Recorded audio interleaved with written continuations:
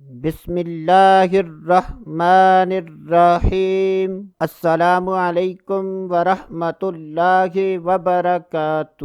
آج کی اس ویڈیو میں بات کریں گے غم سے نجات کا قرآنی وظیفہ۔ ہر قسم کا غم و پریشانی دور ہوگی۔ اللہ عز و جل پر یقین کامل رکھتے ہوئے اس مختصر سی صورت کو روزانہ پڑھ لیں تو انشاءاللہ عز و جل اللہ عز و جل کے فضل و کرم سے اور اس صورت کی تلاوت سے غم دور ہوں گے۔